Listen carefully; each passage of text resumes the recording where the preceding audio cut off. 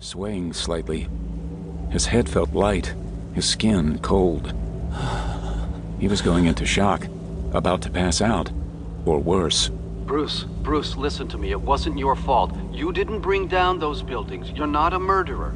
You never have been and never will be. Bruce turned away and stared out over the desert. 37 people. He pictured their bodies, imagined their relatives in the morgue, coming to identify them. Their faces breaking, their terrible grief flowing like blood from an open wound. And what about kids? Babies? It didn't matter who pulled the trigger, who dropped the bomb. If he'd never come to their town, if he'd never entered their state, if he'd never existed. Bruce, we need you to get on board this shuttle now. There is an emergency in orbit. There will be time to mourn later. Right now, an alien artificial intelligence is taking over a secret Hydra satellite that controls 10,000 nuclear missiles. Do you hear me? We need you, Bruce. Reed's hologram stepped aside and gestured toward the shuttle door. You're the only one with the technical know-how and the brute strength necessary to handle this threat. Bruce blinked. His brain ran over Reed's words 1,000 times in an instant, but he couldn't wrap his mind around them. What was Reed offering?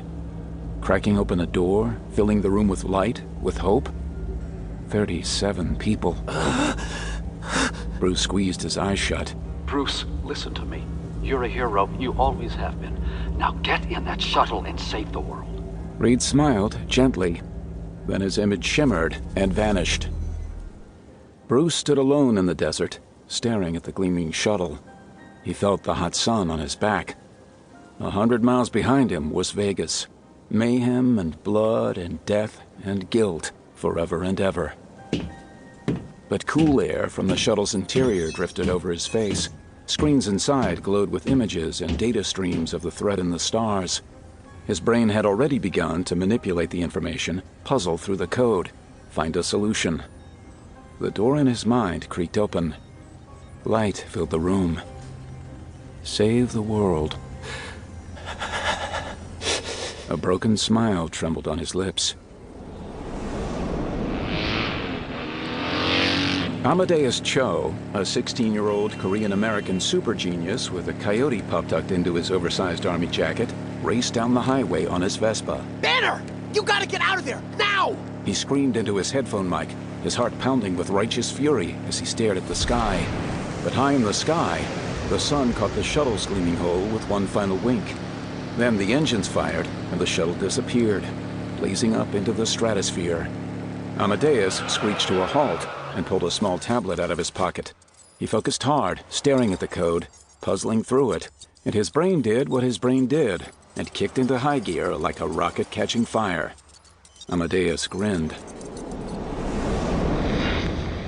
Inside the shuttle, Bruce blinked, confused. Banner! Can you hear me? You gotta hulk the heck out and rip through the hole right now! It's all a trick! You've got 30 seconds before you hit the exosphere and... Reed's hologram shimmered before Bruce. 3 other solemn shining heroes stood behind Reed. Iron Man, Black Bolt, Doctor Strange. So righteous, so just. I'm sorry, Bruce. I know it's not your fault.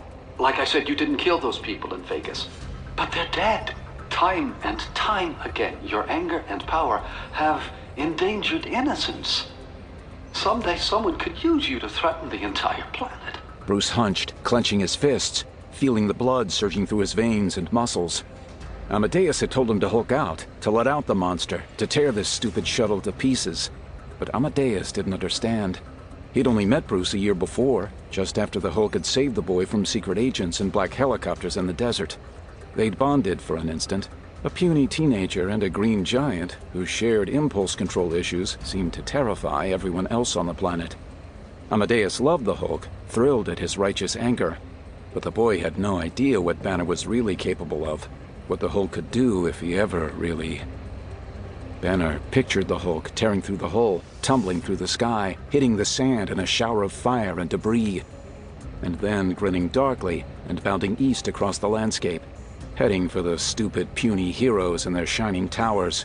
He'd tear them to pieces, rip them out of the sky, and smash, and smash, and smash. Banner fought his racing heart, fought the anger welling up in every cell in his body.